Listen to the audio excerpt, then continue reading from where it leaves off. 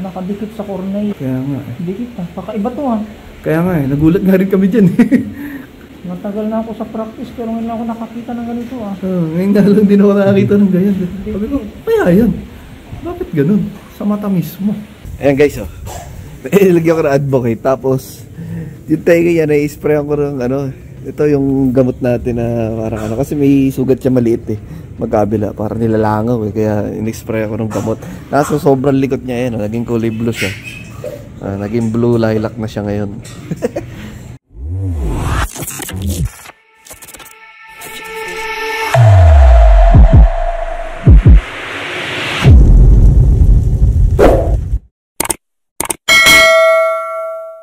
Prime Matrix, gut health, and protein supplement for all dog breeds. Ayan, kuha ka lang dyan. Ayan. Isa-isa. Ayan. Baba ko na ni Doc. 38.3 temperature. Normal yung mga total natin. Ano ituturok natin, Doc? 5 in 1 o 6 in 1? 8 in 1? Ha? 8 in 1 na, okay. Yung nasa kanang mata niya. Pakita natin. Nakita nyo? Parang mayroon siyang lunal na may buhok eh. Sa mata mismo. Parang dati ano lang yan. Maliit lang. Tapos lumaki na. Tapos nagkaroon na ng... Tinubuan ng buhok? 38.1. 38.1 si Brooke. Ayan o. Kaso nakakatakot galawin. Baka maano yung mata niya, di ba? May case ka naman na experience na ganyan. Inborn yan eh. Dati walang buhok. Tapos tinubuan na lang. Pero okay naman siya. Hindi na nakakita naman na maayos. Tsaka wala naman problema yung mata niya. Yung tatay kasi niyan, ano, French Bulldog na mabalahibo. Fluffy kung tawagin. Nakadikit sa... Mismong mata, di ba? Nakadikit sa cornea. Kaya nga eh. Dikit ah. Kakaiba to ah. Kaya nga eh. Nagulat nga rin kami dyan eh. Matagal na ako sa practice pero ngayon lang ako nakakita ng ganito ah. Ngayon nga lang din ako nakakita ng ganyan. Sabi ko, kaya yan. Bakit ganun? Sa mata mismo. Parang nunal na ano eh. Sa mata. Close up mo sir. Oh? Close up mo kunan mo taas, baba, kanan, kaliwa. At kitang-kita talaga. Kadikit Sa siya. tagiliran, sa side view. Side view. Okay. Okay, sa baba. Ganon din sa taas. Kung ano mo sa taas. Dikit talaga siya. Kaya nga eh. Kadikit. At hindi lang nakadikit. Sa mismong ilalim pa ng cornea niya. Nakabaon. Parang naitanim. Hindi lang sa superficie lang. Hindi lang nakadikit. As in nakabaon. Genetics niya yan eh, no? Oo, genetic ang grade. Yung tatay kasi yun, ano eh. Yung parang yung mga bag na uusong French ngayon na mabalahibo siya na French Bulldog. Tapos yung nanay niya, batik na Merle. Parang mga pad color na tawagin. Hindi naman. Hindi niya kinakalmot? Hindi rin. Okay.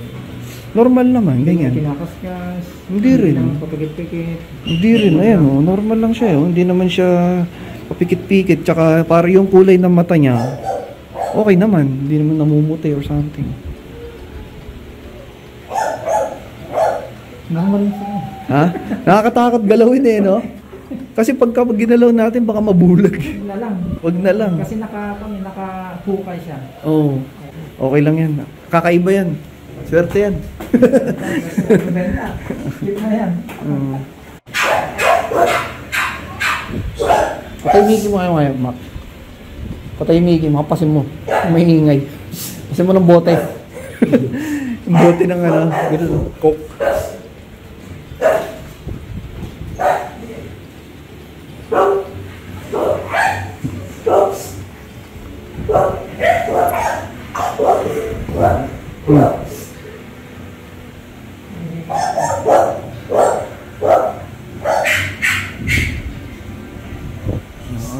Okay.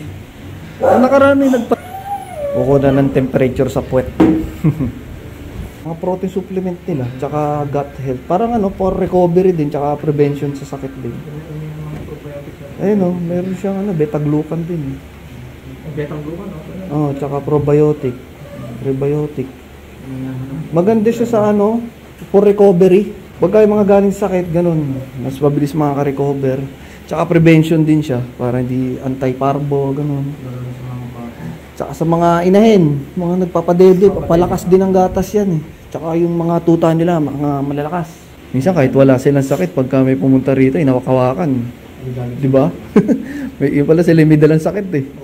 Kaya kaya hindi ko muna pinapapuntahan kapag hindi pa sila bawal muna hawakan. Tingin-tingin lang. Ito lalaki to. Si Beans. So dito, ganda na rin ang mukha niya. 38.7. Pag ba nag-39 yun ang 39.5. 39.5. Pwede pa, pero pag 39.6. Okay. 39.5 pwede pa. 39.6. Oy, sa kagaling. Mak! Tumalon yata isa. Dito na lang. Sige. Tumalon to isa. Lika, dito ka.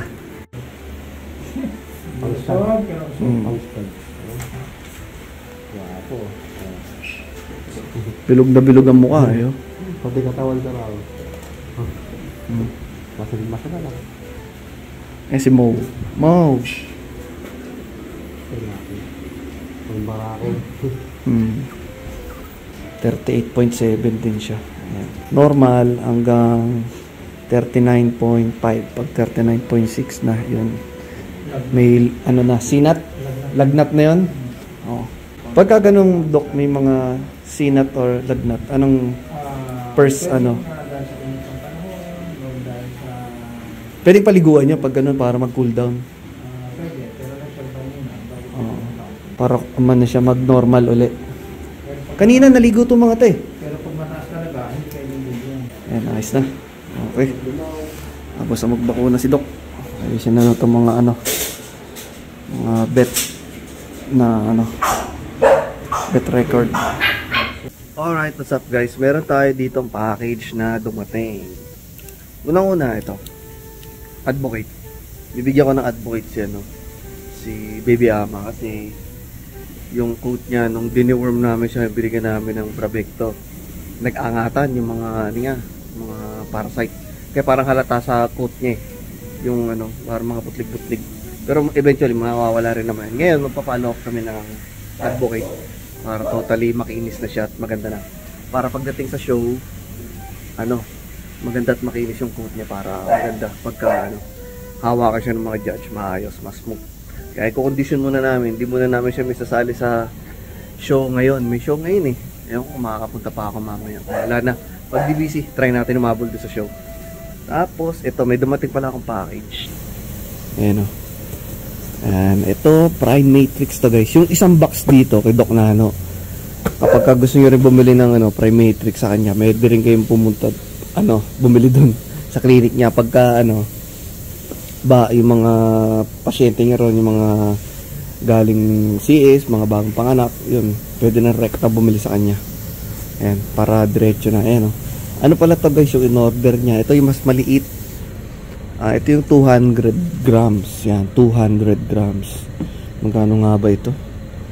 Mura lang to nasa around 600 lang yung price na itong 200 grams. Kasi yung isa, yung 500 grams yun yung 1, 2 yun, tas ito pang nasa 600 yan, more or less hindi, less lang, parang mga ganun, more or less 600 lang yan, 200 grams mas mura to kasi syempre mas konti pero mas sulit pagka mas malaki kasi 500 grams 1, 2 na siya, 1, 2 lang siya kaya mas marami, mas tipid ka dun kapag kaya mas malaki. Okay, yung isang box dito na 200 grams dito na yan sa akin, tapos yung isa box na ito 200 grams din dun sa clinic ni Doc. Ayan guys, Baby Ama napaliguan uli namin kumakapal-kapal na rin talaga siya Ayan, dagdagan mo pa kaya konti kinakain na ito, yung mo kaya pa niya? Kaya. Ilan ba kinakain na ito? 3, gawin mo 3.5, dagdagan mo na kalahati, unti-unti lang para mas lalo siyang kumapal. Tapos yun nga, lalagyan namin siya ng advocate. Ilaligo muna namin, ginamitan muna namin ng shampoo na na Dog's Choice. Tapos papatakan namin ng advocate. Yan. Nung nakaraan kasi, parang nung isang araw lang, kakaligo lang naman kasi nito, ginamitan namin ng Mycocide. So ngayon, na lang. Masyado matapang yun, di pwedeng palagi yung Mycocide na yun. Kaya yung Dog's Choice muna na shampoo na lang yung ginamit namin sa kanya bago namin patakan ng advocate.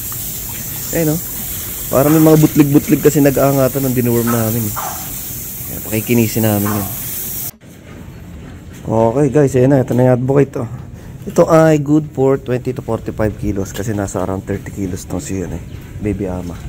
Tapos ito, sprayan ko pa kaya siya nito.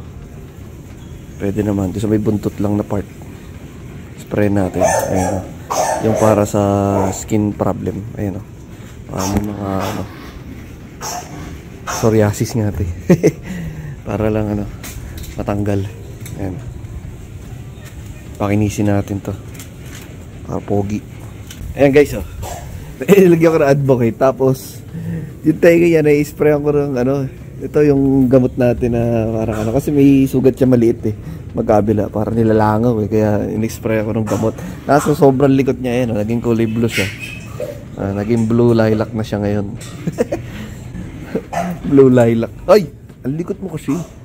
I-sprayan ka lang ng gamot sa tenga, likot-likot mo natatakot siya dun sa spang spray namin. Nagiging kulay blue kasi. Ay! Ama! Bale, mga after 2 weeks, pogi na yun. Yung buntot niya, in-sprayan ko na rin ng gamot.